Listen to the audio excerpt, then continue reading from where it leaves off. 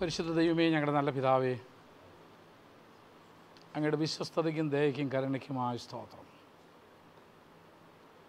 പ്രഭാതത്തിൽ ആരോഗ്യത്തോടും സൗഖ്യത്തോടും സുബോധത്തോടും കൂടി എഴുന്നേൽപ്പാൻ അവിടുന്ന് ഞങ്ങളെ സഹായിച്ചു.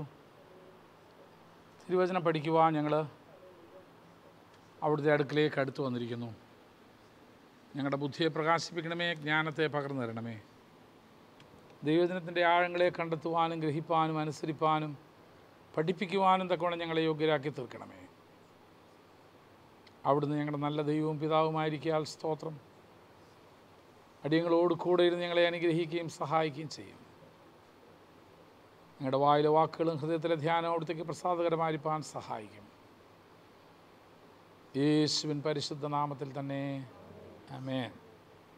നമ്മൾ ഇന്നലെ അവസാനിപ്പിച്ചത് അപ്പോക്രിഫ പുസ്തകങ്ങളെ നമ്മൾ അംഗീകരിക്കാത്തതിൻ്റെ കാരണങ്ങളെക്കുറിച്ചാണ് നമ്മൾ പറഞ്ഞുകൊണ്ടിരുന്നത്. നമ്മൾ പറഞ്ഞ കാരണങ്ങൾ, ഒന്ന് ഓരോരോ കാരണങ്ങൾ ഓരോരുത്തർ പറഞ്ഞു, ബേസിൽ പറഞ്ഞു. ആദ്യത്തെ കാരണം നമ്മൾ എഴുതി നോക്കി എങ്ങ് വായിച്ചോ, കുഴപ്പമൊന്നുമില്ല. എബ്രായ കാനോനിൽ അപ്പോക്രിഫ ഇല്ല. അതൊന്നും വേണ്ട, ആദ്യത്തെ പോയിന്റ് മാത്രമേ എടുത്തു, മറ്റേത് അതിൻ്റെ വിശദീകരണമാണ്. എബ്രായ കാനോനിൽ എന്തില്ല? അപ്പോക്രിഫ ഇല്ല. കാരണം അത് എബ്രായ കാനോനുള്ളത് എബ്രായ ബൈബിള് അല്ലെങ്കിൽ പഴയ നിയമം കൊടുക്കപ്പെട്ടത് യഹൂദന്മാർക്കാണ്. അവരുടെ അതിനകത്ത് നമുക്ക് എന്തില്ല എന്നില്ല, ഇന്നും യഹൂദന്മാരത് അംഗീകരിക്കുന്നുമില്ല. രണ്ടാമത്തെ പോയിന്റ് എന്തും എഴുതിയത് ജോസഫേ?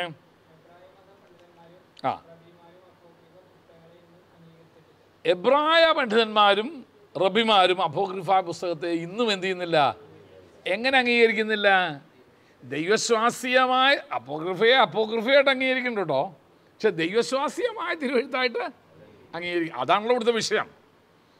മൂന്നാമത്തെ പോയിന്റ് എന്തുവായിരുന്നു?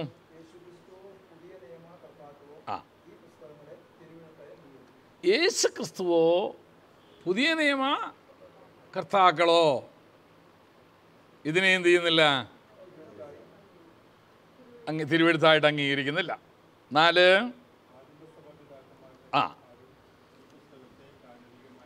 ആദിമസഭാപിതാക്കന്മാരും ആരും തന്നെ ഈ പുസ്തകത്തെ തിരുവെഴുത്തായിട്ടോ കാനോനികമായിട്ടോ അംഗീകരിക്കുന്നില്ല. 5,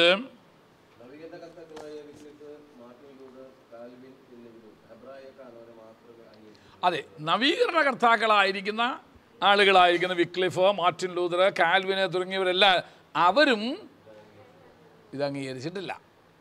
അടുത്തത് എന്തുവാ? ഒരെണ്ണം കൂടെ ഞാൻ പറഞ്ഞ് അവസാനിപ്പിച്ചു എന്ന് തോന്നുന്നു, അല്ലേ? ഇല്ല, 2 കൂടെ പറഞ്ഞിട്ടുണ്ട്. 6-മത്തെ എന്തോ പറഞ്ഞേ? ദൈവശ്വാസ്യതയുടെ ഒരു അംശം പോലും, ഒരു എവിഡൻസ് പോലും അതിനകത്തില്ല, യാതൊരു തെളിവുമില്ല. എന്ന് പറഞ്ഞാൽ തിരുവെഴുത്തുകളിൽ നമ്മൾ നോക്കിക്കഴിഞ്ഞാൽ കാണാൻ കഴിയുന്നത് യഹോവയല്ലോ അരുളി ചെയ്യുന്നത്, യഹോവയുടെ വായല്ലോ അരുളി ചെയ്യുന്നത് എന്നൊക്കെ നമ്മൾ കാണുമ്പോൾ ഈ പുസ്തകങ്ങളിലൊന്നും നമുക്ക് അങ്ങനത്തെ ഒരു പദപ്രയോഗം കാണത്തില്ല. അതുകൊണ്ട് ദൈവശ്വാസ്യതയുടെ ഒരു തെളിവും നമുക്ക് കാണാനില്ല. 7,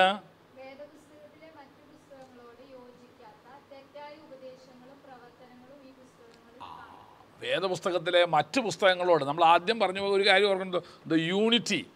വേദപുസ്തകത്തിൻ്റെ അഖണ്ഡതയ്ക്ക് കോട്ടം വരുന്ന ഒന്നും എന്ത് ചെയ്യാൻ പാടില്ല നമ്മൾ പറഞ്ഞിട്ടുണ്ട്. പക്ഷേ ഈ പുസ്തകങ്ങളിൽ മുഴുവനും മറ്റ് പുസ്തകങ്ങളിൽ നിന്ന് വിരുദ്ധമായതും വേദപുസ്തക ഉപദേശങ്ങൾക്ക് വിരുദ്ധമായ കാര്യങ്ങളാണ് നമ്മൾ എന്ത് ചെയ്യുന്നത്? കാണുന്നത്. അതുകൊണ്ടൊരിക്കലും നമുക്കിതിനെ എന്ത് ചെയ്യാൻ പറ്റത്തില്ല? അംഗീകരിക്കാൻ പറ്റില്ല. ചില ഉദാഹരണങ്ങൾ നമ്മൾ പറഞ്ഞു. മരിച്ചവരോടുള്ള പ്രാർത്ഥന, ദാനം പാപത്തിന് പരിഹാരമാണെന്നുള്ളത്, അടിമകളോട് ക്രൂരമായിട്ട് പെരുമാറുന്നത്, അത്രേ എഴുതിയിട്ടുള്ളൂ. പിന്നെയുണ്ട് സ്ത്രീകളോടുള്ള കാഴ്ചപ്പാട് വളരെ നീചമായിട്ടാണ് ഇതിനകത്ത് എഴുതിയേക്കുന്നത്. പ്രഭാഷകൻ്റെ പുസ്തകം 42-ാം അധ്യായത്തിൻ്റെ 13-14 വാക്യങ്ങൾ വായിച്ചാൽ നമുക്ക് കാണാനായിട്ട് കഴിയും. സ്ത്രീകളോട് നീചമായിരിക്കുന്നൊരു സമീപനമാണ് ഇതിനകത്ത് കാണുന്നത്. പിന്നെ വിവാഹമോചനം ഇതെന്ത് ചെയ്യുന്നുണ്ട്? പ്രോത്സാഹിപ്പിക്കുന്നുണ്ട്, അംഗീകരിക്കുന്നുണ്ട്. പ്രഭാഷകൻ്റെ പുസ്തകം 25-ാം അധ്യായത്തിൻ്റെ 26-ാം വാക്യം അതൊന്ന് വായിക്കുന്ന വേണമെങ്കിൽ ഏറ്റവും നല്ലതായിരിക്കും. അത് വേണമെങ്കിൽ എന്ത് ചെയ്യണമെന്നറിയാമോ? അവിടെ പോയിട്ടേ ഓശാന ബൈബിള് അല്ലെങ്കിൽ ബൈബിൾ എന്ന് പറഞ്ഞാൽ വലിയ ബൈബിളല്ലേ എവിടെ കളിക്കുന്നത്, കുറേ എണ്ണമുള്ളൂ, അതിലൊരെണ്ണം എടുത്തുകൊണ്ട് പോവാ. നല്ല ബ്രേക്കിൻ്റെ ടൈമാണത്.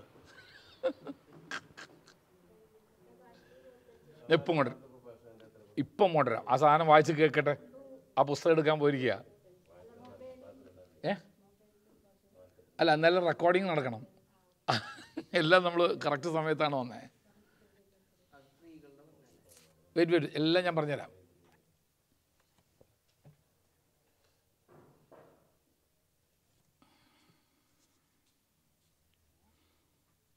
ആ ബൈബിൾ ഇല്ലാത്ത ആരെങ്കിലും ഉണ്ടോ അവിടെ? സ്വന്തമായിട്ട് കത്തോലിക്കരുടെ POC അപ്പോക്രിഫി ഉള്ള ബൈബിൾ ഇല്ലാത്ത ആരെങ്കിലും ഉണ്ടോ? ആ, അതാ പറഞ്ഞേ, ഓരോന്ന് കൊടുക്കാൻ പറ്റുമോ? അതാ. അപ്പോൾ ഇല്ലാത്തൊരു ഓരോന്ന് മേടിച്ചോ പുള്ളിയുടെ നിന്ന്. കാരണം അത് ഇനി വരും. എൻ്റെ അടുത്ത ക്ലാസ്സിലോട്ട് ആ ബൈബിളിൻ്റെ ആവശ്യകതയെക്കുറിച്ച് ഞാൻ പറഞ്ഞുതരാം. അത് നമുക്ക് ആവശ്യമുണ്ടത്. കാരണം ചില വാക്യങ്ങൾ നമുക്ക് ഇത് ക്ലാസ് ഇത് മനസ്സിലാകും. ചില വാക്യങ്ങൾ നമുക്ക് വ്യക്തമായിട്ട് മനസ്സിലാകണമെങ്കിൽ അങ്ങനത്തെ ബൈബിളുണ്ടെങ്കിൽ നമുക്ക് പറ്റും. ആ ബൈബിളിൽ നമുക്ക് കുറേയും കൂടെ കുറച്ചുകൂടെ നമുക്ക് വ്യക്തമായ ഇത് കിട്ടും. നമ്മുടെ ബൈബിളിലെ ഭാഷ പലപ്പോഴും പെട്ടെന്ന് ഗ്രഹിക്കാൻ പ്രയാസമുള്ള കാര്യങ്ങളുണ്ട്. അതാ പറഞ്ഞേ. അതെ. അപ്പോൾ ആ ബൈബിൾ, അപ്പോൾ അങ്ങനത്തെ അത് ഞാൻ പറഞ്ഞുതരാം. അത് അടുത്ത സെക്ഷനിൽ വരും. നമുക്ക് ഇതെടുക്കാൻ അറിയാവുന്ന ആരെങ്കിലും ഉണ്ടോ പെട്ടെന്ന്? അപ്പോക്രിഫ വിനോദ് വാസ്റ്റർ അല്ലെ ആരും നിങ്ങളെടുത്ത് ഞാൻ പറയുന്ന വാക്യങ്ങൾ വായിക്കുക.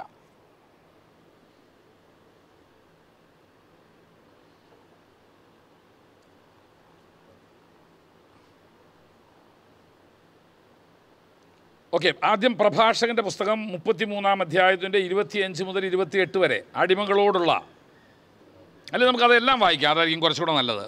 ഓക്കെ, ഒന്ന് മരിച്ചവരോടുള്ള പ്രാർത്ഥനയെക്കുറിച്ച് അവിടെ വിശദമാക്കുന്ന എവിടെയാണെന്ന് നോക്കാം. 2 മക്കാബിയർ 12-ാം അധ്യായത്തിൻ്റെ 12-ാം അധ്യായത്തിൻ്റെ 43 മുതൽ 48 വരെ. ആദ്യം മക്കാബിയറുടെ വായിക്കുക. കാരണം അപ്പോൾ ആ എല്ലാ വാക്യങ്ങളും നമ്മൾ വായിച്ചു പോകാം നമുക്കും. കാരണം നമ്മൾ മറ്റേ ബൈബിൾ ഉപയോഗിക്കുന്നതുകൊണ്ട് നമുക്ക് അതിനെക്കുറിച്ച് എന്തും അതിനകത്ത് എഴുതിയേക്കുന്നതെന്ന് അറിയത്തില്ല. അതുകൊണ്ട് ഈ വാക്യം വായിച്ചായിട്ട് 2 മക്കാബിയർ 12-ാം അധ്യായത്തിൻ്റെ 43 തൊട്ട് വായിക്കുക.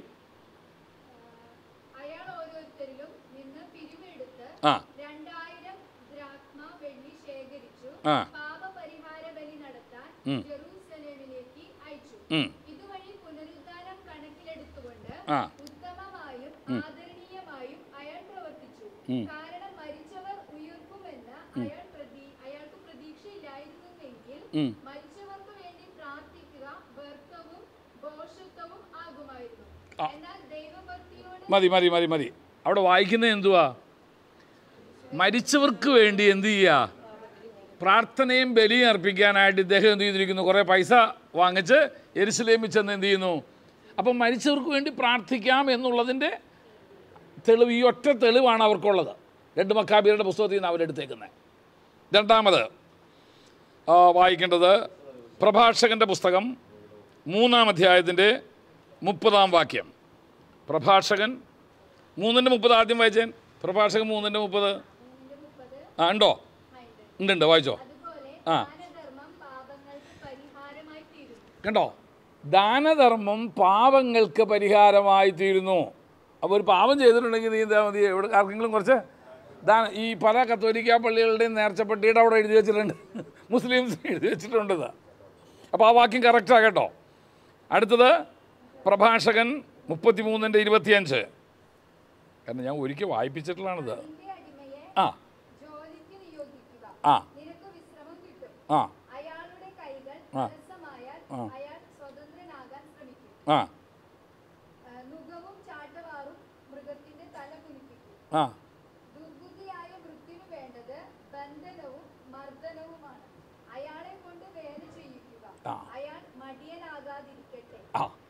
അപ്പോൾ അടിച്ചാണെങ്കിൽ അവനെ കൊണ്ട് എന്ത് ചെയ്യണം?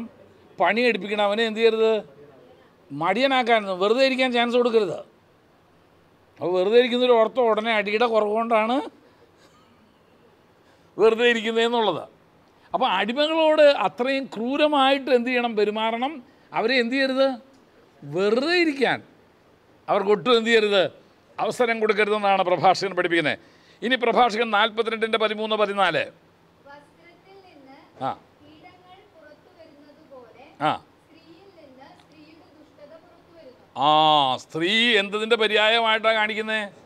ദുഷ്ടതയുടെ പര്യായമായിട്ടാണ് പഠിപ്പിച്ചേക്കുന്നത്. പിന്നെ 13-14 ആ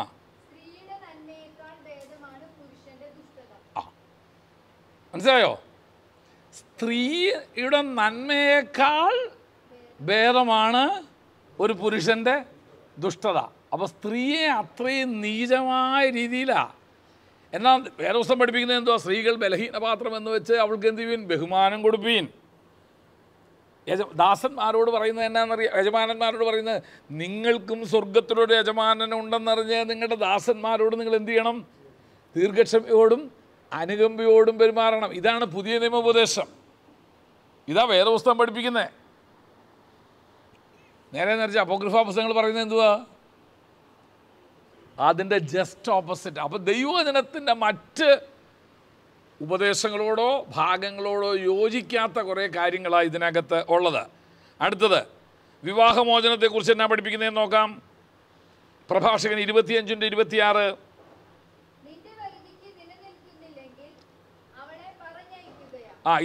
25 വായിച്ചോ. ആ ദുഷ്ടയായ ഭാര്യയെ എന്തും പറയാൻ അനുവദിക്കരുത്. നിന്റെ പരിധിക്ക്, നിന്റെ വെറുതിയിൽ നിലനിൽക്കുന്നില്ലെങ്കിൽ അവളെ പറഞ്ഞേക്കേ. എന്തിനാ വെറുതെ പിടിച്ചോണ്ടിരിക്കുന്നേ? ഡിവോഴ്സ് അവളെ എന്ത് ചെയ്യുക? ഉപേക്ഷിക്കുക, അവളെ വിട്ട് കളഞ്ഞേക്കുക. എന്നാൽ വേറെ ദിവസം എന്തോ പഠിപ്പിക്കുന്നേ? ഞാൻ ഉപേക്ഷണം വെറുക്കുന്നു. ഒരു കാരണവശാലും ഉപേക്ഷണം പാടില്ല എന്നാണ് വിശുദ്ധ ബൈബിൾ നമ്മെ എന്ത് ചെയ്തിരിക്കുന്നത്. അപ്പോൾ ബൈബിളിൻ്റെ സനതായ മൂല്യങ്ങൾക്ക് എതിരായ പല ഉപദേശങ്ങളും എന്തിൽ കാണാൻ പറ്റും? അപ്പോക്രിഫ പുസ്തകത്തിൽ കാണാനായിട്ട് സാധിക്കും. അതുകൊണ്ടാണ് നമുക്ക് അതിനെ അംഗീകരിക്കാനായിട്ട് സാധിക്കാത്തതിൻ്റെ കാരണം.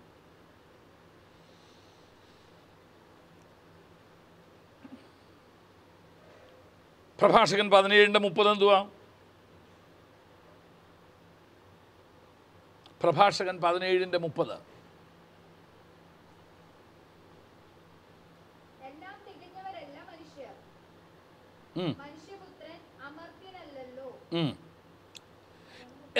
എന്ന് പറഞ്ഞാൽ ഈ ആശഗതി സദൂക്യ ചിന്താഗതിയാണ്. അപ്പോൾ സദൂക്യന്മാരും പരീക്ഷന്മാരും എന്തുവെന്ന് പഠിപ്പിക്കുമ്പോൾ ഞാൻ പറയും. അപ്പോൾ സദൂക്യ ചിന്താഗതിയോട് സാമ്യം നിൽക്കുന്നതാണ് ഏത് മുഴുവനും? പ്രഭാഷകൻ്റെ പുസ്തകം മുഴുവനും. അപ്പോൾ നമ്മൾ പറഞ്ഞു വന്നതിൻ്റെ പ്രധാന കാര്യം, വേദപുസ്തകത്തിലെ മറ്റ് പുസ്തകങ്ങളോടും ആശയങ്ങളോടും യോജിക്കാത്ത പഠിപ്പിക്കലുകളും ഉപദേശങ്ങളുമാണ് അപ്പോക്രിഫ പുസ്തകത്തിലുള്ളത്. അതുകൊണ്ട് നമുക്കതിനെ എന്ത് ചെയ്യാൻ പറ്റത്തില്ല? അംഗീകരിക്കാൻ പറ്റത്തില്ല. അതിൻ്റെ ചില ഉദാഹരണങ്ങൾ മാത്രമായി ഇവിടെ പറഞ്ഞേക്കുന്നത്. ഇതുപോലെ ഒത്തിരി ഉണ്ട്. പ്രഭാഷകൻ മുഴുവൻ വായിച്ചാൽ നിങ്ങൾക്ക് ഇതുപോലത്തെ ഒത്തിരി കണ്ടുപിടിക്കാനായിട്ട് സാധിക്കും. അത്രയാണ് ഇന്നലെ നമ്മൾ പഠിച്ചു നിർത്തിയത്, അല്ലേ? ഞാനിപ്പോൾ ഇത് വായിപ്പിക്കാൻ കാരണം ഇത് കേവലം എഴുതി മാത്രം പോയിട്ട് കാര്യമില്ലല്ലോ. അതുകൊണ്ട് അതെന്തുവാണെന്നുള്ളത് കേൾക്കുകയും കൂടെ ചെയ്യാൻ വേണ്ടിയിട്ടാണ് ഞാൻ ആ പ്രഭാഷകൻ്റെ പുസ്തകം എടുത്ത് വായിപ്പിച്ചത്. 8ാമത്തെ പോയിന്റിനെ ഭൂമിശാസ്ത്രം അവിടെ താഴെ വെച്ചോ, അതിൻ്റെ അടി വെച്ചോ. അത് തന്നെ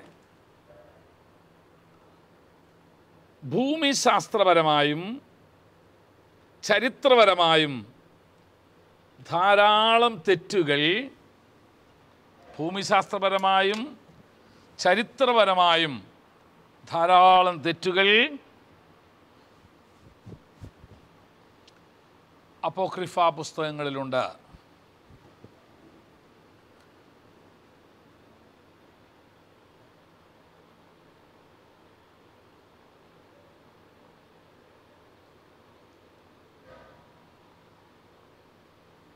ഭൂമിശാസ്ത്രപരമായിട്ട് ഒത്തിരി തെറ്റുണ്ട്, ചരിത്രപരമായിട്ട് ഒത്തിരി തെറ്റുണ്ട്. ഉദാഹരണം നമുക്ക് നോക്കാം. തോബിത്തിൻ്റെ പുസ്തകം 1-ാം അധ്യായത്തിൻ്റെ 3 മുതൽ 15 വരെയുള്ള വാക്യങ്ങൾ എടുത്ത് നമുക്ക് വായിക്കണം, എന്നാലേ അത് കിട്ടുള്ളൂ. തോബിത്ത് 1-ാം അധ്യായം 3 മുതൽ 15 വരെയുള്ള വാക്യങ്ങൾ.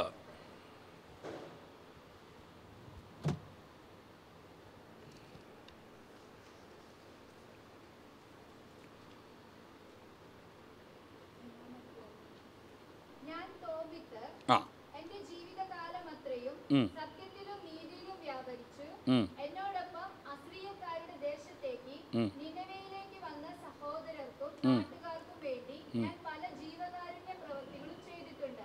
ഞാൻ എന്റെ സ്വന്തം രാജ്യമായ ഇസ്രായേൽ ദേശത്തായിരിക്കെ എന്റെ ചെറുപ്പത്തിൽ തന്നെ എന്റെ പൂർവ്വപിതാവായ നഫ്താലിയുടെ ഗോത്രം മുഴുവൻ ജെറൂശലേം ഭവനത്തെ വിട്ടൊഴിഞ്ഞിരുന്നു. ഇസ്രായേലിലെ എല്ലാ ഗോത്രങ്ങളിൽ നിന്നും തെരഞ്ഞെടുത്തിരുന്ന സ്ഥലമായിരുന്നു അത്. എല്ലാ ഗോത്രങ്ങളും യാഗം അർപ്പിക്കേണ്ടിയിരുന്നത് അവിടെയാണ്. എല്ലാ തലമുറകൾക്കും വേണ്ടി എക്കാലത്തേക്കുമായി അത്യുന്നതന്റെ തിരുനിവാസമായ ദേവാലയം പവിത്രീകരിച്ച് പ്രതിഷ്ഠിച്ചിരുന്നത് അവിടെയാണല്ലോ. ഓക്കെ, ഇനി 14-ാം അധ്യായത്തിന്റെ 15-ാം വാക്യം വായിരേ.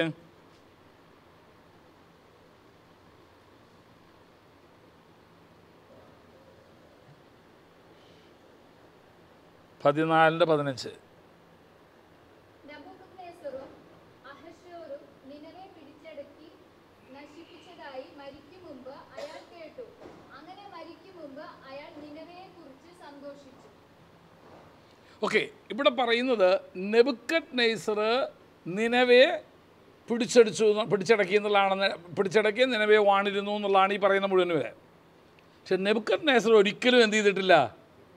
നിനവയെ പിടിച്ചടക്കിയില്ല. നിനവയുടെ രാജാവായിട്ട് വാണിട്ടുമില്ല.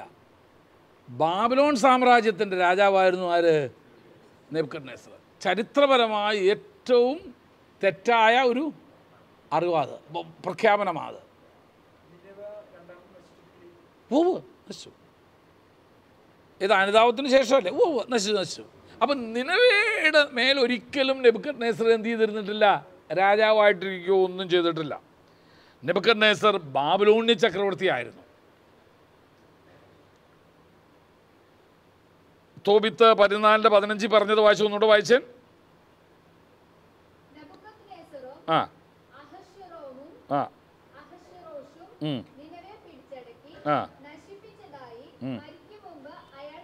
അതെ, ഒരു കാര്യം പ്രത്യേകം പറഞ്ഞു. നെബൂഖദ്നേസറും അഹശ്വേരോസും കൂടെ നിനവയെ പിടിച്ചടക്കിയിട്ടേ ഇല്ല. നിനവയെ പിടിച്ചടക്കിയത് നെബൂഖദ്നേസറിൻ്റെ പിതാവായ നെബോപോലസ് എന്ന് പറയുന്ന വ്യക്തിയാണ്. ഒരിക്കലും നെബൂഖദ്നേസർ അല്ല. ഇനി തോബിത്ത് 1:15.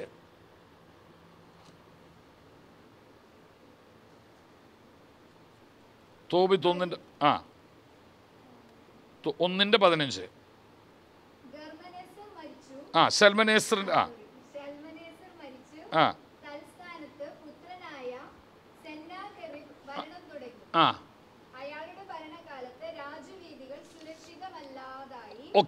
ഇവിടെ സൽമസ്സറിൻ്റെ പുത്രനായ സൻഹെരീബ് എന്നാ പറയുന്നത്.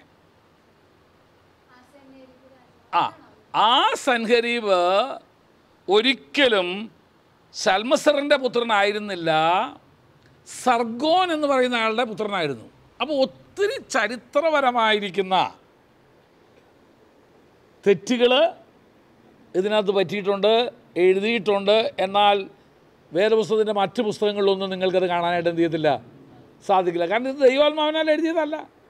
ഇതേതോ കേട്ടുകേൾവിയുടെ അടിസ്ഥാനത്തിലാണ് എഴുതിയിരിക്കുന്നത്. അല്ലല്ല, അത് വേറെ. അടുത്തത് നിനവയുടെയും എക്സ്ബത്തായുടെയും ഇടയ്ക്കല്ല ടൈഗ്രീസ് നദി. എക്സ്ബത്തായിൽ നിന്ന്, അതായത് ഒത്തിരി ചുരുക്കി പറഞ്ഞാൽ ഇത്രയേ ഉള്ളൂ, ഒത്തിരി ചരിത്രപരമായും ഭൂമിശാസ്ത്രപരമായിരിക്കുന്ന ഒത്തിരി തെറ്റുകൾ ഈ അപ്പോക്രിഫ പുസ്തകങ്ങളിൽ കാണാം. ദൈവാത്മപ്രേരിതമായിരിക്കുന്ന ഒരു രചനയിൽ ഒരിക്കലും, അല്ലെങ്കിൽ വേദപുസ്തകത്തിൻ്റെ മറ്റു പുസ്തകങ്ങളിലൊന്നും നമുക്കത് കാണാനായിട്ട് സാധിക്കത്തില്ല. അതുകൊണ്ട് ഇതൊരിക്കലും നമുക്ക് ദൈവവിശ്വാസ്യമായിട്ട് തിരുവെഴുത്തായിട്ട് എന്ത് ചെയ്യാൻ പറ്റത്തില്ല. ഇങ്ങനത്തെ തെറ്റൊക്കെ ഉള്ളതുകൊണ്ട്, അക്ഷരത്തെറ്റോ വിവർത്തനത്തെറ്റോ അല്ല നമ്മൾ ഉദ്ദേശിക്കുന്നത്. ഉദാഹരണം, 600 എന്ന് എഴുതേണ്ടടുത്ത് ഒരുത്തിന് അറിയാതെ ഒരു 0 ഇടാൻ പോയാൽ 60 പോകുന്നത്. അത് നമുക്കറിയാം. ആ തെറ്റിൻ്റെ ഘടന എങ്ങനെ വന്നതെന്ന് നമുക്കറിയാം. സ്ഥലങ്ങളുടെയും എല്ലാം, രാജാക്കന്മാരുടെ എല്ലാം പേര് തെറ്റിയാലോ അത് നമുക്ക് അംഗീകരിക്കാൻ പറ്റത്തില്ല. 9-ാമത്തെ വാദഗതി. ഇന്നും പല റോമൻ കത്തോലിക്ക വേദപണ്ഡിതന്മാരും ഇന്നും പല റോമൻ കത്തോലിക്ക വേദപണ്ഡിതന്മാരും അപ്പോക്രിഫ പുസ്തകങ്ങളെ കാനോനികമായി അംഗീകരിക്കുന്നില്ല.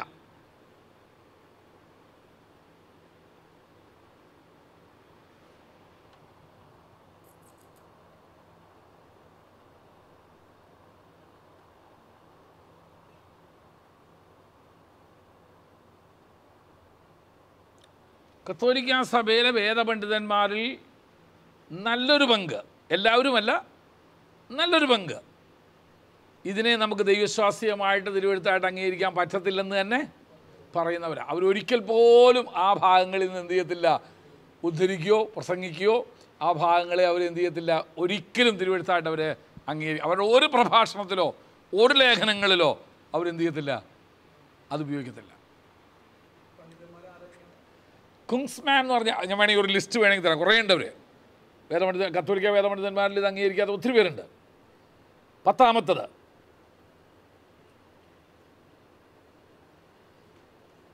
പ്രാവചനികത്വം ഒന്നും ഈ പുസ്തകത്തിലില്ല എന്ന് പറഞ്ഞാൽ യാതൊരു പ്രവചനങ്ങളും ഈ അപ്പോക്രിഫ പുസ്തകങ്ങളിൽ ഇല്ല.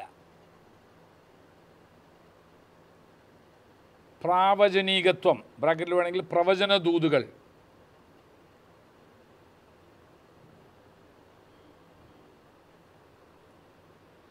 അത് ആ പുസ്തകത്തിൻ്റെ ഉള്ളടക്കം പറഞ്ഞ കൂട്ടത്തിൽ തന്നെ ഞാൻ പറഞ്ഞു, ഓരോ പുസ്തകവും എന്തുവാ പ്രധാനം പഠിപ്പിച്ചിരിക്കുന്നത്, അല്ലെങ്കിൽ അതിൻ്റെ ഉള്ളടക്കം, അതിനകത്തൊന്നും എന്തില്ല, പ്രവചനാത്മകമായിരിക്കുന്ന യാതൊരു ലോകത്തിന് എന്ത് സംഭവിക്കാൻ പോകുന്നെന്നോ ലോകത്തിൻ്റെ ഭാവിയെക്കുറിച്ചോ അല്ലെങ്കിൽ അക്കാലങ്ങളിൽ നടക്കാൻ പോണ ഒന്നും, പെശാവിൻ്റെ യെരമ്യാവ് ഏത് പ്രവചന പുസ്തകം വേണമെങ്കിൽ എടുത്ത് നോക്കി, അതിലെല്ലാം എന്തുകൊണ്ട് ഒരു പ്രവചന ദൂതമുണ്ട്. അപ്പോക്രിഫ പുസ്തകങ്ങളിൽ നമുക്ക് അതൊന്നും കാണാനായിട്ട് ഒക്കില്ല. അപ്പോൾ അത് തന്നെ സംതിങ് ഈസ് റോങ്. അവസാനത്തത്, മശിഹായെക്കുറിച്ചുള്ള യാതൊരു പുതിയ അറിവുകളും ഈ പുസ്തകങ്ങളിൽ നിന്ന് ലഭ്യമല്ല. മശിഹായെക്കുറിച്ചുള്ള യാതൊരു പുതിയ അറിവുകളും ഈ പുസ്തകത്തിൽ നിന്ന് ലഭ്യമല്ല.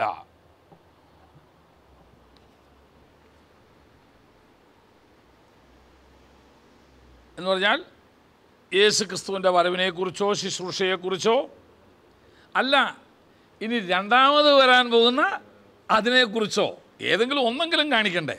യാതൊന്നും തന്നെ ഈ അപ്പോക്രിഫ പുസ്തകങ്ങളിൽ നിന്ന് നമുക്ക് ലഭ്യമല്ല. പിന്നെ എന്തിനാ ഈ പുസ്തകം? പിന്നെ ഇതുകൊണ്ട് പ്രയോജനം എന്തുവാ? ആ കാരണങ്ങളാലാണ് നമ്മൾ ഈ അപ്പോക്രിഫ പുസ്തകങ്ങളെ ഒന്നും എന്ത് ചെയ്യാത്തത്, ദൈവശാസ്ത്രീയമായ തിരുവെഴുത്തായിട്ട് അംഗീകരിക്കാത്തത്. അപ്പം നമ്മുടെ കയ്യിലുള്ള ബൈബിൾ ഇപ്പോൾ എന്തുവാന്ന് മനസ്സിലായല്ലോ, എത്ര ഉണ്ടെന്ന് മനസ്സിലായല്ലോ. അപ്പോൾ ഈ 66 പുസ്തകത്തെ ഇനി വ്യാഖ്യാനിക്കാൻ പോവുക നമ്മൾ. അപ്പം എൻ്റെ ആവശ്യമില്ലാത്ത എല്ലാം ആദ്യം നമ്മൾ എന്ത് ചെയ്തു, എടുത്ത് മാറ്റിയില്ലേ. ഇപ്പോൾ കോഴിയെ നമ്മൾ മേടിച്ചുകൊണ്ടിരുമ്പോൾ അതിൻ്റെ പപ്പും കൂടെയും കുടലും ഒക്കെ കളയുമല്ലോ. ഇനിയിപ്പം അതോ കറി വയ്ക്കാൻ നേരത്തെ എല്ലാം കൂടെ അറിഞ്ഞ് കെട്ടി അങ്ങോട്ട് ഇടാറുണ്ടോ? ഇല്ല. അപ്പോൾ നമ്മളിവിടെ ചെയ്തത് ഇത് ആവശ്യമില്ലാത്ത എല്ലാം എന്ത് ചെയ്തപ്പോൾ നമുക്ക് എടുത്തു കളഞ്ഞു. ഇനി നമുക്ക് വ്യാഖ്യാനിക്കാൻ ആകെ കിട്ടിയേക്കുന്ന 66 പുസ്തകമുള്ള ഈ പുസ്തകം. അതുകൊണ്ട് ആവശ്യമില്ലാത്തതെല്ലാം ഞാൻ എന്ത് ചെയ്തത്, ഇല്ലേ, കഴുത്തും കാലും പപ്പും കുടലും എല്ലാം എടുത്ത് കളഞ്ഞ് ഇറച്ചി തന്നെ തന്നേക്കുക നിങ്ങളുടെ കയ്യിൽ. അപ്പോൾ ഇനി നമുക്ക് മനസ്സിലാക്കണം, ഇത് വ്യാഖ്യാനിക്കണം. കോഴിയെ തന്നെ കൈ തന്നിട്ട് വല്ല കാര്യമുണ്ടോ? അത് കറി വെക്കണമെങ്കിൽ ഇനി അതിൻ്റെ കൂടെ എന്തെല്ലാം വേണം അല്ലേ? വേണ്ടേ? കോഴിയൊക്കെ കറിക്ക് മുറിക്കണമെങ്കിൽ ഒരു പ്രത്യേക രീതി തന്നെ ഉണ്ട്. അല്ലാണ്ട് മുറിച്ചാൽ എന്താ വേവില്ലോ എന്ന് ചോദിച്ചാൽ വേവും. അതിന് ഒരു രീതിയുണ്ട് ചെയ്യുന്നതിനില്ലേ, ഇല്ലയോ? അതോ അങ്ങോട്ട് വെച്ചാൽ കണ്ട അങ്ങ് അടി കൊണ്ട് കാല് അല്ലല്ല, ആദ്യം കാല് രണ്ട് മാറ്റി പിന്നെ കൈ മാറ്റിയല്ലേ, അങ്ങനെ ഒരു രീതിയുണ്ട്. ഇതുപോലെ ദൈവവചനം വ്യാഖ്യാനിക്കുന്നതിന് നമുക്ക് കുറച്ച് ഉപകരണങ്ങൾ വേണം. കറി വയ്ക്കാൻ എന്തൊക്കെ വേണം? കത്തി വേണം, വേണ്ടേ? പാത്രം വേണം, അങ്ങനെ സാധനങ്ങൾ കുറച്ചൊക്കെ വേണം. ഇതുപോലെ ദൈവവചനം വ്യാഖ്യാനിക്കുന്ന ഒരു വ്യാഖ്യാതാവിന് വേണ്ട ഉപകരണങ്ങൾ എന്താണെന്ന് നമുക്ക് നോക്കണം. അതിന് തൊട്ട് മുമ്പ് നമ്മൾ നേരത്തെ ഒന്ന് പഠിച്ചു, ഒരു വേദവ്യാഖ്യാവിന് വേണ്ട യോഗ്യതകൾ എന്തൊക്കെയാണെന്ന് പഠിച്ചു. ഓർക്കുന്നോ നിങ്ങൾ? ഒരു വേദവ്യാഖ്യാവിന് വേണ്ട യോഗ്യതകളെ കുറിച്ച് നമ്മൾ നേരത്തെ പഠിച്ചോ? ഓർക്കുന്നോ? അപ്പം അടിസ്ഥാനപരമായി വേദപുസ്തകം എന്താണെന്ന് അവൻ അറിഞ്ഞിരിക്കണം. അതിനോടുള്ളവൻ്റെ മനോഭാവം എന്താണെന്ന് അറിഞ്ഞിരിക്കണം. ഇതെന്തിനാ തന്നേന്നും അവൻ എന്ത് ചെയ്തിരിക്കണം? അറിഞ്ഞിരിക്കണം. അത് അത്രയും കാര്യങ്ങൾ നമ്മുടെ എഴുതി കഴിഞ്ഞു. അപ്പം അങ്ങനെയാണെങ്കിൽ ഇനി ഇപ്പം വേദപുസ്തകം വ്യാഖ്യാനിക്കാൻ വളരെ ശ്രദ്ധിക്കേണ്ട ഒരു കാര്യം, ഈ പല രീതിയിലുള്ള വ്യാഖ്യാന രീതിയുണ്ട്.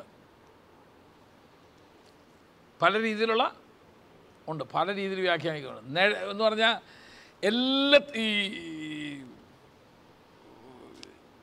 ചില ആളുകൾ പറയുന്നത് വേദപുസ്തകത്തിൽ എല്ലാത്തിനും ഒരു അക്ഷരീയ അർത്ഥമുണ്ട്, ഒരു ആത്മീയ അർത്ഥമുണ്ടെന്ന് വിശ്വസിക്കുന്നവരുണ്ട്. എല്ലാത്തിനും. അപ്പോൾ അവർക്ക് ഇതെല്ലാം എന്തുവാണെന്നറിയാമോ? അക്ഷരാർത്ഥത്തിൽ ഇതിങ്ങനെ പറഞ്ഞിരിക്കുന്നെങ്കിലും ഇതിൻ്റെ ശരിയായ അർത്ഥം, ഇതിൻ്റെ ആത്മീയ അർത്ഥം ഇന്നതാണ് എന്ന് വ്യാഖ്യാനിക്കുന്ന ചില ആളുകളുണ്ട്. അങ്ങോട്ട് ഞാൻ കയറാം. അവിടെ ഞാൻ വേദവ്യാഖ്യാനത്തിൻ്റെ ചില പൊതു നിയമങ്ങളെക്കുറിച്ചും അതിൻ്റെ ചരിത്രത്തെക്കുറിച്ചും ഞാനൊന്ന് പറയാം നിങ്ങൾക്ക്. എങ്ങനെയാണ് ഈ വേദവ്യാഖ്യാനം ഇങ്ങനെ കഴിഞ്ഞ നൂറ്റാണ്ടുകളിലെല്ലാം ആളുകൾ എന്ത് ചെയ്തിരുന്നത്, വ്യാഖ്യാനിച്ചിരുന്നത് എന്ന് പറയുന്നതിന് തൊട്ട് മുമ്പ് ഒരു വ്യാഖ്യാതാവിന് അല്ലെങ്കിൽ വേദപുസ്തക വ്യാഖ്യാനത്തിന് വേണ്ട ഉപകരണങ്ങൾ എന്തൊക്കെയാണെന്ന് ഞാൻ പറയാം. ഒരു 9 സാധനങ്ങൾ നിങ്ങളുടെ കയ്യിലുണ്ടായിരിക്കണം. ബൈബിൾ വ്യാഖ്യാനിക്കണമെങ്കിൽ ഒരു 9 സാധനങ്ങൾ. അപ്പോൾ ആ അധ്യായത്തിൻ്റെ ഇതേതാ അധ്യായം നിങ്ങൾക്ക് വന്നേക്കുന്നത്? അടുത്ത ഹെഡിങ് വേദവ്യാഖ്യാതാവിന് വേണ്ട ഉപകരണങ്ങൾ. ചുമ്മാ ഒരു വേദപുസ്തകം മാത്രം മതിയോ നമുക്ക് വേദപുസ്തകം വ്യാഖ്യാനിക്കാൻ? പിന്നെ പരിശുദ്ധാത്മാവുണ്ടല്ലോ, പിന്നെ വായു വരുന്നതെല്ലാം കോതയ്ക്ക് പാട്ടെന്നുള്ള രീതിയിൽ നമുക്ക് എന്ത് ചെയ്യാം? വിളിച്ചു പറയാം. അല്ലല്ല, വേദപുസ്തകം വ്യാഖ്യാനിക്കുന്നതിന് ഒരു രീതിയുണ്ട്. അപ്പോസ്തലനായ പൗലോസ് തിമോത്തിയോസിനോട് പറയുന്നു, സത്യവചനത്തെ യഥാർത്ഥമായി വിഭജിച്ചു വേണം നീ എന്ത് ചെയ്യാനായിട്ട്? മനുഷ്യരെ 2 തിമോത്തിയോസ് 3-ാം അധ്യായത്തിൻ്റെ ആണോ? അല്ല,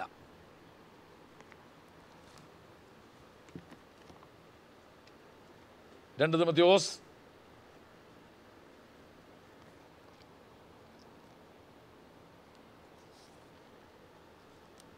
ഇവിടെ പറയുന്നു, സത്യവചനത്തെ യഥാർത്ഥമായി വിഭജിച്ചുകൊണ്ട് ലജ്ജിപ്പാൻ സംഗതിയില്ലാത്ത വേലക്കാരനായിട്ട് നീ എന്ത് ചെയ്യണം? നിൽക്കണം. ആദ്യം നമുക്ക് 2 തിമോത്തിയോസ് 4-ാം അധ്യായത്തിൻ്റെ 2 മുതലുള്ള വാക്യങ്ങൾ വായിച്ചേൻ. ആ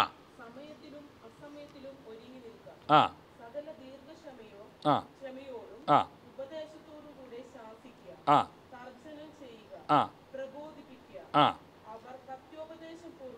ആ ആ ആ ആ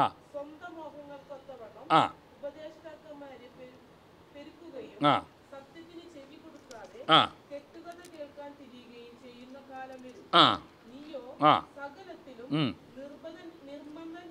നിർമ്മതൻ ആയിരിക്കുക. ആ ആ ആ ശ്രദ്ധിക്കുക, പൗലോസ് തിമോത്തിയോസിന് കൊടുക്കുന്ന ചില നിർദ്ദേശങ്ങളാണ് അവിടെ പറയുന്നത്. നീ പ്രസംഗിക്കുമ്പോഴെങ്ങനെ ആയിരിക്കണം? 1, വചനം പ്രസംഗിക്കുക. പിന്നെ സമയത്തിനും, ഇത് ഞാൻ ഇതിനകത്ത് വായിക്കാൻ പോവാ, അനുകൂല കാലത്തും പ്രതികൂല കാലത്തും നീ ഒരുങ്ങി നിൽക്കുക. സകല ദീർഘക്ഷമയോടും കൂടെ ഉപദേശിക്കുക, ശാസിക്കുക, തിരുത്തുക, പ്രബോധിപ്പിക്കുക. പക്ഷെ മനുഷ്യൻ എന്തു ചെയ്യും? അതിൻ്റെ 3-ാം വാക്യം, സത്യോപദേശത്തോട് അസഹിഷ്ണുത കാണിച്ച്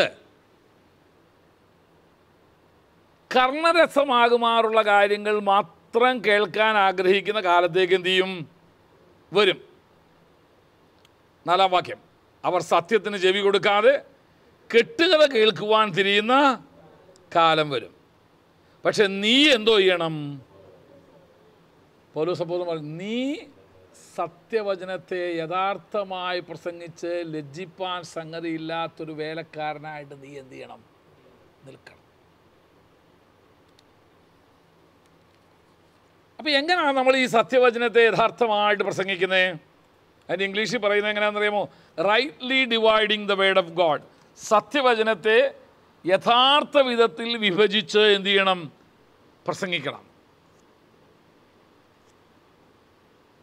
അപ്പോൾ ദൈവത്തിൻ്റെ പരിശുദ്ധാത്മാവ് ഈ വചനത്തിലൂടെ അർത്ഥമാക്കിയിരിക്കുന്നത് എന്താണ് എന്നാണ് നമ്മൾ എന്ത് ചെയ്യേണ്ടത്? പഠിപ്പിക്കേണ്ടത്. അതാണ് നമ്മുടെ ദൗത്യം. അത് നമുക്ക് ചെയ്യണമെങ്കിൽ അനിവാര്യമായി നമ്മുടെ കയ്യിൽ ഉണ്ടായിരിക്കേണ്ട ചില ഉപകരണങ്ങളുണ്ട്. ഒന്ന്, ഒരു വേദവ്യാഖ്യാതാവിന് വേദവ്യാഖ്യാനം നടത്തുവാൻ അനിവാര്യമായിരിക്കുന്ന 9 ഉപകരണങ്ങളുണ്ട്. ഒന്ന്, മാതൃഭാഷയിലുള്ള ബൈബിൾ. നിങ്ങളുടെ സ്വന്തം ഭാഷയിലൊരു ബൈബിൾ നിങ്ങൾക്കുണ്ടായിരിക്കണം. 2, മറ്റ് ഭാഷകളിലുള്ള ബൈബിൾ വിവർത്തനങ്ങൾ, ഒന്നുകിൽ ഇംഗ്ലീഷിലോ തമിഴിലോ ഒക്കെ. ഈ വാക്യം ഇംഗ്ലീഷിൽ എന്തോ പറയുന്നത്, ഈ വാക്യം തമിഴിൽ എന്തോ പറഞ്ഞേക്കുന്നത്, അല്ലെങ്കിൽ ഈ വാക്യം തന്നെ മറ്റ് ഭാഷാന്തരങ്ങളിൽ എന്തോ പറഞ്ഞേക്കുന്നത്. ചില വാക്യങ്ങൾ നമ്മുടെ മലയാളം ബൈബിളിലുള്ളത് വളരെ വ്യത്യാസത്തിലാണ് എന്ത് ചെയ്തിരിക്കുന്നത് മറ്റ് ബൈബിളുകൾ. ഇപ്പം ഇന്ന് മലയാളത്തിൽ തന്നെ ഏതാണ്ട് 8 or 9 ഭാഷാന്തരങ്ങളുണ്ട്. ഒന്ന് നമ്മുടെ ബൈബിള്, POCയുടെ ബൈബിളുണ്ട്, ഓശാന ബൈബിളുണ്ട്. ഓശാന ബൈബിളും POC ബൈബിളും രണ്ടും ഉണ്ട്. പിന്നെ സത്യവേദ പുസ്തകം എന്ന് പറയുന്നത് നമ്മൾ ഉപയോഗിക്കുന്നത്. പിന്നെ ഒരു ബൈബിളാണ് ഇത്, ഏതാ സത്യഗ്രന്ഥം എന്ന് പറഞ്ഞ് ഉപയോഗിക്കുന്ന ഈ ബൈബിളുണ്ട്. ഇതിനകത്തുള്ള എന്താണെന്ന് ചോദിച്ചു കഴിഞ്ഞാൽ, ഇതിനകത്ത് ദൈവത്തിന് ഉപയോഗിച്ചേക്കുന്ന അവൻ എന്നുള്ള വാക്കൊന്നും കാണുന്നില്ല. അങ്ങ്, അവിടുന്ന്, അല്ല ഇത് കുറച്ച് നാളെ ഇറങ്ങിയിട്ട് അങ്ങ്, അവിടുന്ന് എന്നുള്ള ബഹുമാനപരമായ വാക്കുകളാണ് ഉപയോഗിച്ചേക്കുന്നത്. പിന്നെ ഒത്തിരി വ്യത്യാസങ്ങളുമുണ്ട്, ചില ഭാഷാന്തരത്തിൽ വന്നിരിക്കുന്ന ചില വ്യത്യാസങ്ങളുണ്ട്. പിന്നെ ബൈബിള് വിശുദ്ധ ഗ്രന്ഥം എന്ന് പറഞ്ഞിട്ട് ഡോക്ടർ കോർ എപ്പിസ്കോപ്പ എന്ന് പറയുന്ന പുള്ളി ഒരു വേദപുസ്തകം മലയാളത്തിൽ വേദപുസ്തകം ഇറക്കിയിട്ടുണ്ട്. പിന്നെ പരിശുദ്ധ ബൈബിൾ എന്ന് പറഞ്ഞിട്ട് വേർഡ് ടു ദ ബൈബിൾ ഒരു ബൈബിള് ഇറക്കിയിട്ടുണ്ട്. പിന്നെ ന്യൂ ഇൻ്റർനാഷണൽ വേർഷൻ വിശുദ്ധ വേദപുസ്തകം എന്നിട്ട് വേറെ ബൈബിളുണ്ട്. പിന്നെ മണിക്കത്തനാര് എന്ന് പറഞ്ഞ ഒരു വേദപണ്ഡിതൻ വേറൊരു ബൈബിൾ, കത്തോലിക്ക സഭയിലുള്ള ബൈബിളാണ്, പുള്ളി ഒരു വേദപുസ്തകം ഇറക്കിയിട്ടുണ്ട്. ലിവിങ് ബൈബിൾ എന്ന് പറഞ്ഞിട്ട് വേറെ ബൈബിളുണ്ട്. 10 or 12 വേർഷൻസ്, വിവിധ ഭാഷാന്തരത്തിലുള്ള ബൈബിള് ഇന്ന് നമുക്ക് ലഭ്യമുണ്ട്. അത് വിശുദ്ധ സത്യം, അത് നമ്മുടെ സാധാരണ ബൈബിൾ ഉപയോഗിക്കുന്നത്. അപ്പോൾ 10 or 12 വേർഷൻ മലയാളം ബൈബിളുകൾ തന്നെ ഇന്നുണ്ട്. അപ്പോൾ ഏതെങ്കിലും ഒരു വാക്യം നമുക്ക് വായിക്കുമ്പോൾ അത് നമുക്ക് വ്യക്തമല്ല എന്ന് തോന്നിയാൽ നമ്മൾ ബാക്കി ഭാഷാന്തരങ്ങളെ എന്ത് ചെയ്യണം? എടുത്തു നോക്കണം. കാരണം വിവർത്തനത്തിൽ വന്നിരിക്കുന്ന അതിലപ്പോൾ ഇപ്പം നമ്മളൊരു 6 ബൈബിൾ വെച്ച് നമ്മളിപ്പോൾ നോക്കുക. അപ്പോൾ 6 ബൈബിളിലെയും ഒരാശയം തന്നെയാണ്. പക്ഷേ ഈ ഒരെണ്ണത്തിൽ മാത്രം ആ വ്യത്യാസം എന്ന് വെച്ചാൽ അതിൻ്റെ അർത്ഥം തന്നെ ഇതിനകത്താണ് എന്ത് ചെയ്തിരിക്കുന്നത്? വിവർത്തനം പറ്റിയേക്കുന്നത്, തെറ്റു പറ്റിയേക്കുന്നത്. ഉദാഹരണത്തിന് ഞാൻ നിങ്ങൾക്ക് പെട്ടെന്ന് മനസ്സിലാക്കാൻ പറയാം. വേദപുസ്തകത്തിൽ ഇങ്ങനൊരു വാക്യമുണ്ട്: കാലാളുകളോടുകൂടെ നീ ഓടിയിട്ട് ക്ഷീണിച്ചു പോയാൽ കുതിരപ്പടയോടുകൂടെ നീ എങ്ങനെ ഓടും? യോർദാൻ്റെ വൻകാട്ടിൽ നീ നിർഭയനായിരുന്നാൽ, അല്ല, സമാധാന ദേശത്ത് നീ നിർഭയനായിരുന്നാൽ യോർദാൻ്റെ വൻകാട്ടിൽ നീ എന്ത് ചെയ്യും? അതിൽ ചെറിയ വിവർത്തനമുണ്ട്, വിവർത്തന പെശകുണ്ട്, ട്രാൻസ്ലേഷൻ ഉണ്ട്. യോർദാൻ സമാധാന ദേശത്ത് നീ ഭയചകിതനായിരുന്നാലെന്നാ, പേടിത്തൊണ്ടനായിരുന്നാൽ യോർദാൻ്റെ വൻകാട്ടിൽ നീ എന്തോ ചെയ്യും? പക്ഷെ നമ്മുടെ അതിനകത്ത് വന്നേക്കുന്നത് നിർഭയൻ എന്ന് പറഞ്ഞാൽ ഭയമില്ലാത്ത, സമാധാന ദേശത്ത് ഭയമില്ലാത്തവനായിട്ടല്ലേ ഇരിക്കേണ്ടത്. പിന്നെ അത് ആ ഭാഷാന്തരത്തിന് വന്ന ഒരു തെറ്റാ. അപ്പോൾ ഒരു വാക്യം നമ്മൾ വായിക്കുമ്പോൾ നമ്മളെപ്പോഴും ശ്രദ്ധിക്കണം മറ്റ് ഭാഷാന്തരങ്ങളിൽ ഇത് എങ്ങനെയാണ് പറഞ്ഞേക്കുന്നത്. അപ്പോൾ രണ്ടാമത് ആവശ്യം വായിക്കുന്നതിന് മറ്റ് ഭാഷകളിലുള്ള ബൈബിൾ വിവർത്തനങ്ങൾ. ഇംഗ്ലീഷ് അറിയാവുന്നവർക്ക് ഇംഗ്ലീഷ് ഉപയോഗിക്കാം, ഗ്രീക്ക് ഭാഷ അറിയാവുന്നവർക്ക് ഗ്രീക്ക് ഉപയോഗിക്കാം, എബ്രായ ഭാഷ അറിയാവുന്നവർക്ക് എബ്രായ ഭാഷ ഉപയോഗിക്കാം, തമിഴ് ഭാഷ അറിയാവുന്നവർക്ക് തമിഴ് ഭാഷ ഉപയോഗിക്കാം. ഒന്നും അല്ലെങ്കിൽ മലയാളത്തിലെ തന്നെ മറ്റ് ഭാഷാന്തരങ്ങൾ എടുത്ത് വായിച്ചു നോക്കണം. ചോദിച്ചാട്ട്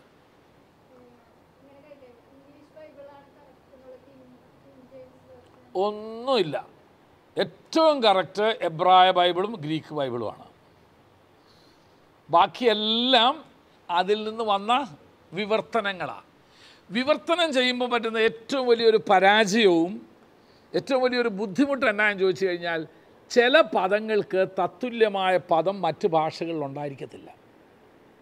ചില പദങ്ങൾക്ക് ഉദാഹരണം പറഞ്ഞാൽ എബ്രായ ഭാഷയിൽ ദേവി എന്നുള്ളൊരു പദമില്ല, സ്ത്രീ ദൈവങ്ങളില്ല.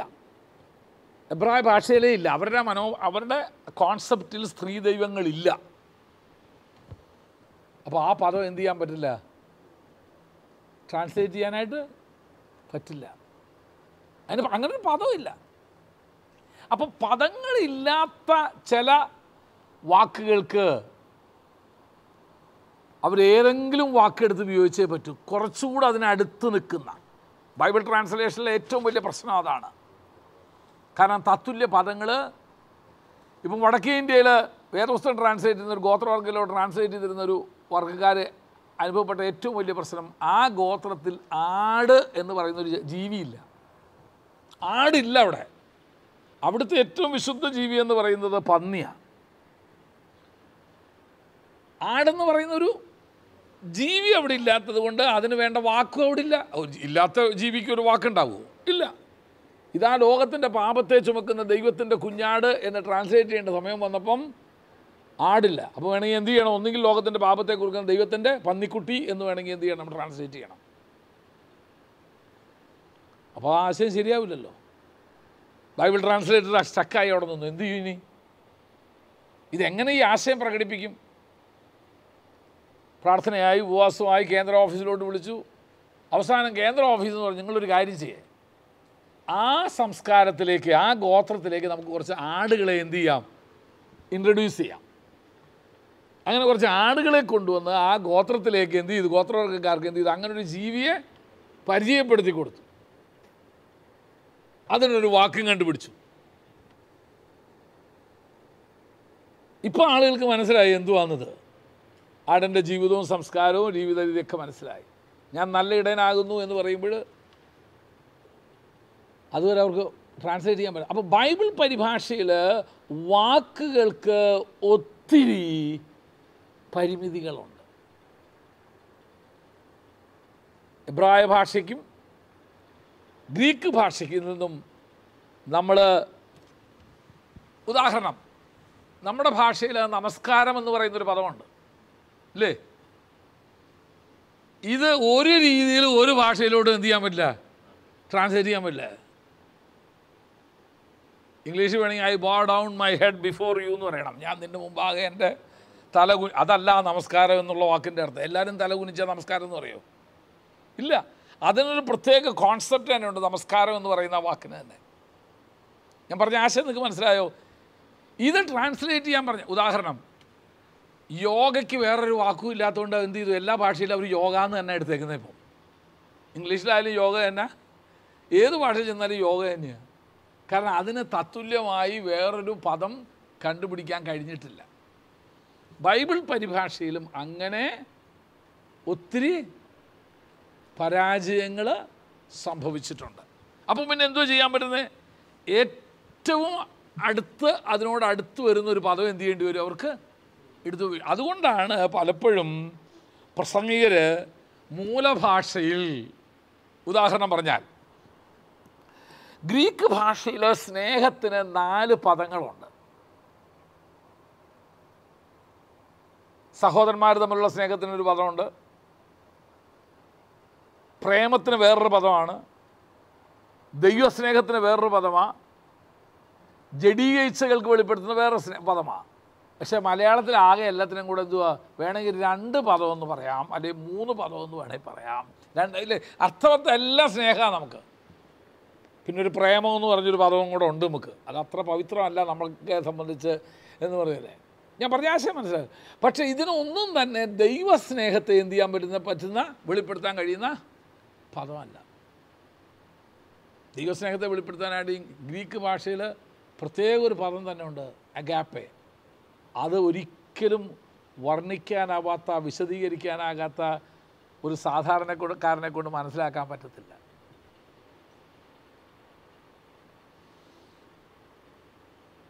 അത് ബൈബിൾ പരിഭാഷ വന്നു. അപ്പോൾ ഏറ്റവും ഇതിൻ്റെ മൂല അർത്ഥം നമുക്ക് കിട്ടണമെങ്കിൽ, ശരിയായ അർത്ഥം നമുക്ക് കിട്ടണമെങ്കിൽ എന്ത് ചെയ്യണം? ഗ്രീക്കോ എബ്രായ ഭാഷ പഠിച്ചെങ്കിൽ തന്നെ നമുക്ക് പറ്റത്തുള്ളൂ. പിന്നെ കുറേ സാമ്യത ഇതിനകത്ത് വന്നിട്ടുണ്ട്. അതുകൊണ്ട് ചിലപ്പോഴൊക്കെ നമുക്ക് ഇതിൻ്റെ മൂലഭാഷയിൽ ഈ പദത്തിൻ്റെ അർത്ഥം ഇന്നതാണെന്ന് നമ്മൾ എന്ത് ചെയ്യും, അപ്പോൾ കുറേ വാക്കുകൾ നമ്മൾ ഉപയോഗിക്കേണ്ടി വരും.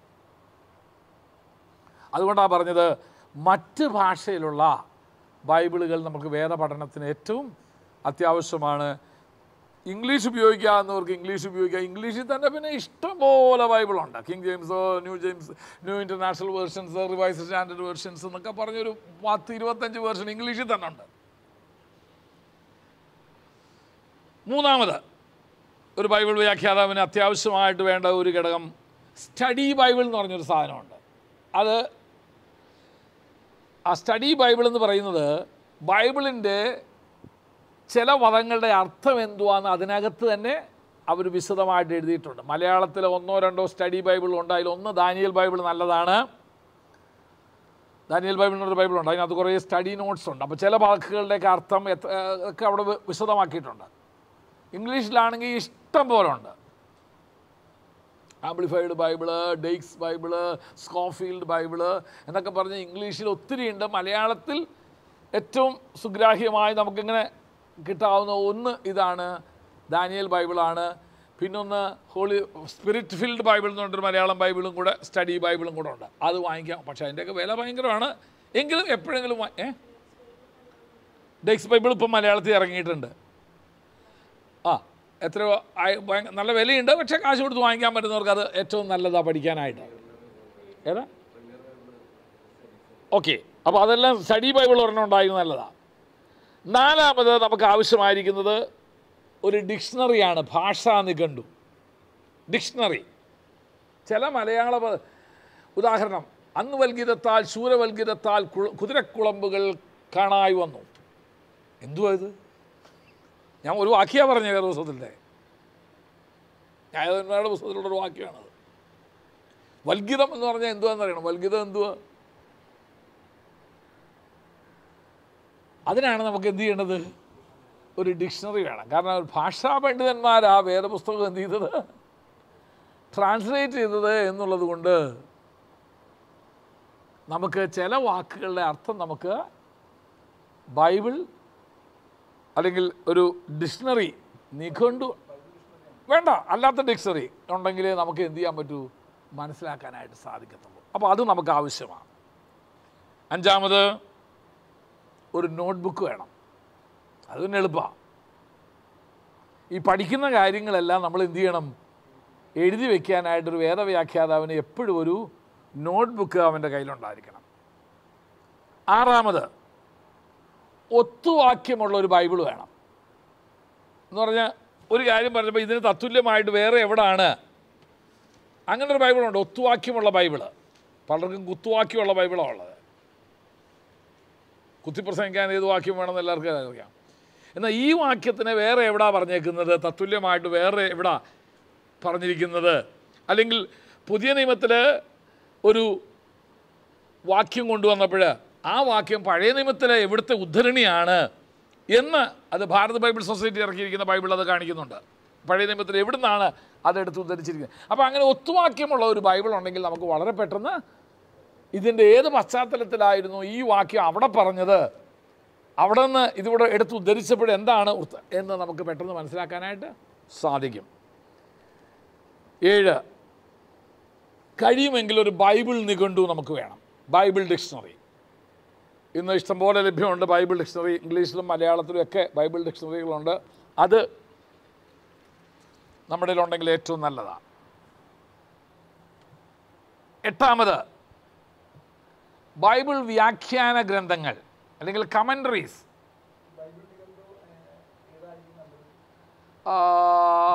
എനിക്ക് തോന്നുന്നത് ഈ സത്യം പബ്ലിക്കേഷൻ എങ്ങാണ്ട് ഒരെണ്ണം ഇറക്കിയിട്ടുണ്ടെന്ന് തോന്നുന്നു, അല്ലെങ്കിൽ CLS എന്ന് പറഞ്ഞൊരു ഗ്രൂപ്പ് ഒരെണ്ണം ഇറക്കിയിട്ടുണ്ട്.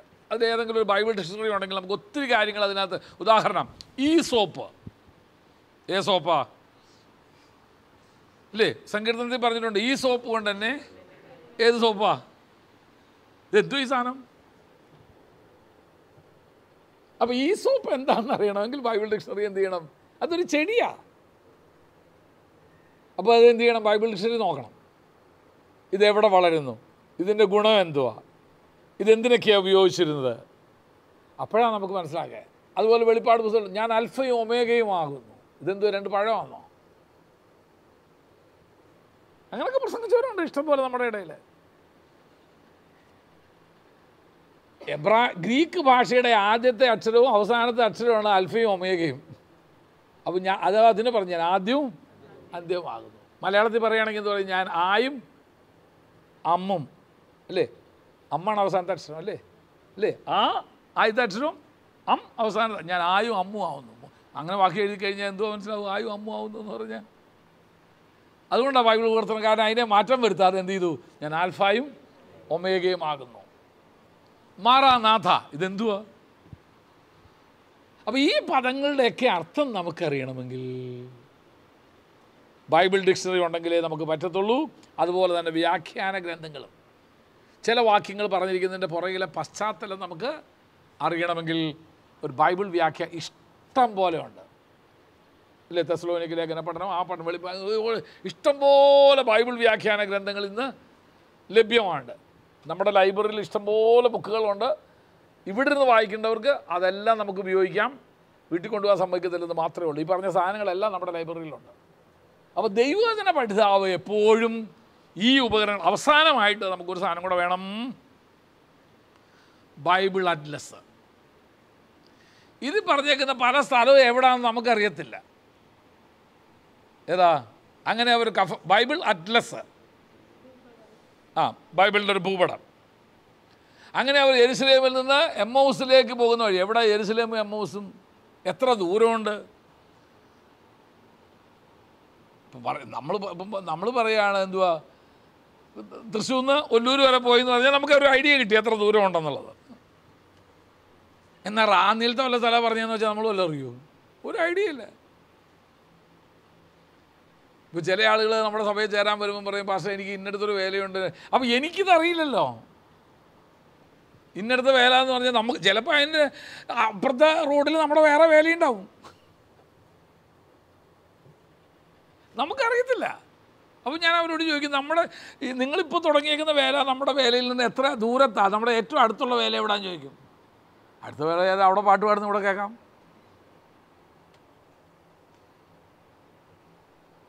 എന്താ കാരണം? പുള്ളി സ്ഥലം ഞാൻ പറഞ്ഞായിരുന്നല്ലോ പാസ്റ്ററോട്, ഞങ്ങൾ ഇന്ന സ്ഥലത്താന്ന്. എനിക്കറിയണ്ടേ ആ സ്ഥലം ഏതാന്ന്?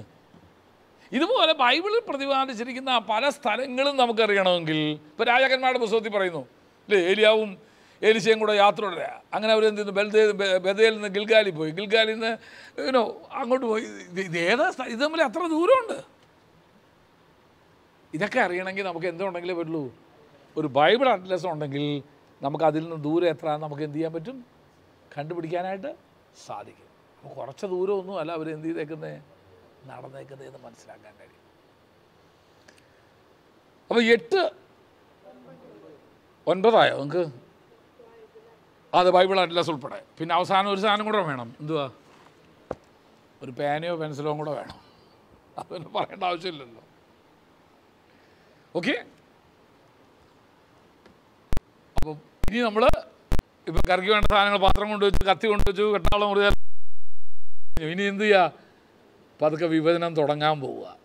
അപ്പോൾ തുടങ്ങുന്നതിന് മുമ്പ് നമ്മൾ ഇനി അടുത്ത ആഴ്ച പഠിക്കാൻ പോകുന്നത് എങ്ങനായിരുന്നു കഴിഞ്ഞ നാളുകളിലൊക്കെ ആളുകൾ ഇത് വ്യാഖ്യാനിച്ച് വന്നത്. വേദവ്യാഖ്യാന ചരിത്രമാണ് ഇനി അടുത്ത ക്ലാസ്സിൽ പഠിക്കാൻ പോകുന്നത്. ഇതുവരെ അങ്ങോട്ട് വ്യാഖ്യാനിക്കാൻ കയറിയിട്ടില്ല കേട്ടോ. എല്ലാം ഇങ്ങനെ ഒപ്പിച്ച് കൊണ്ടുവരുന്നതേ ഉള്ളൂ, അടുപ്പിച്ച് ഇങ്ങനെ കൊണ്ടുവരുന്നേ ഉള്ളൂ. ശരി.